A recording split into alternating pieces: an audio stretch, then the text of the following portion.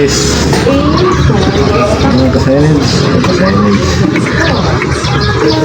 Symbol tayo ng kan, ng battery.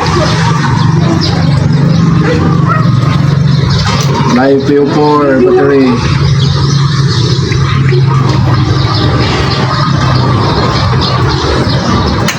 Part-time sa Holy Week. Kasi buka na ako sa Holy Week. Kung naalala nyo yung inasimbol ko dati guys na solar, ito na yun. Binaklas namin ulit yung battery kasi dinagdagan namin ng battery kasi yung dati 100 AS lang yun, so dinagdagan namin siya ngayon para medyo madami na siya. So ito na yun.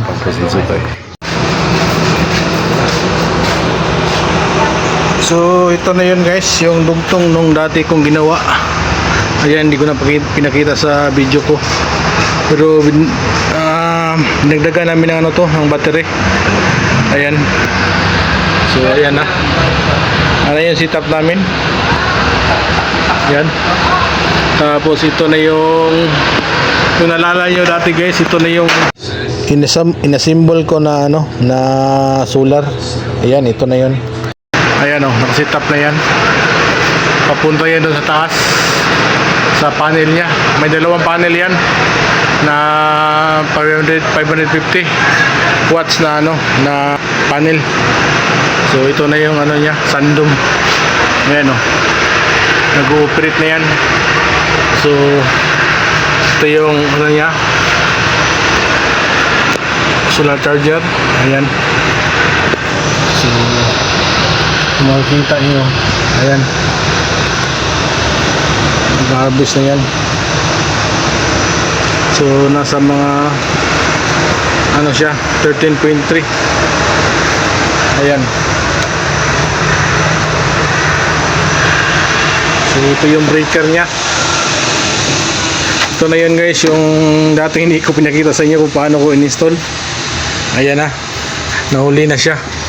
Huli ko nang pinakita sa inyo kasi ngayon pala ako nakabalik. Ngayon pala ako, malayo kasi sa amin to. So ngayon pala ako nakabalik. So ngayon ko palang binidyo. So ayan, na-install ko na. Ayan, nakita nyo na. Ayan yung breaker nya. Ayan, naka-breaker lahat yan. Ayan. So ayan, wala namang problema siya. So gumagana lahat yung ano nya, yung ilaw nya, tsaka yung ayan oh, ceiling fan. Tsaka yung ano nya, ilaw nya. Ito yung ilaw nya. Ayan, dyan pala.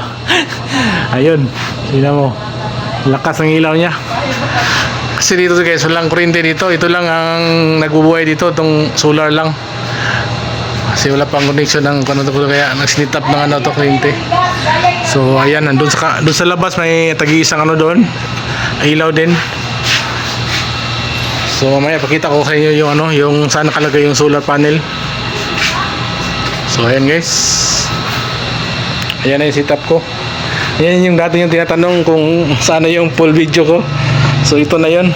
Ngayon ko pa lang na ano, na nakuna ng ano, kasi ngayon pa lang ako nakabalik dito. Kaya ngayon pa lang na-install. Kaya hindi ko muna natapos yung dati yung video ko. So ito na yun.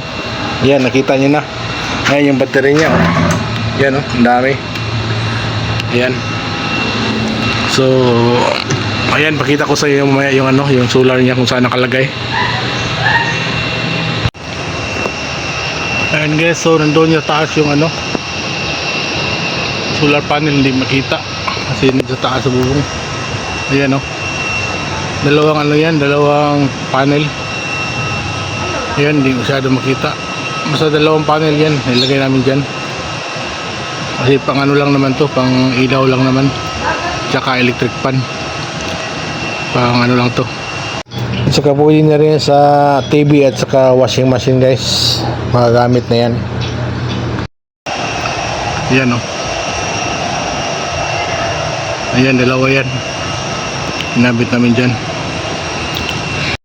Saka dito na yung wire nakadaan guys. Nakaparallel lang yan. Yung ano na yan, yung wire na yan. So maraming salamat guys sa panonood nyo. Hanggang sa susunod nating video. Salamat.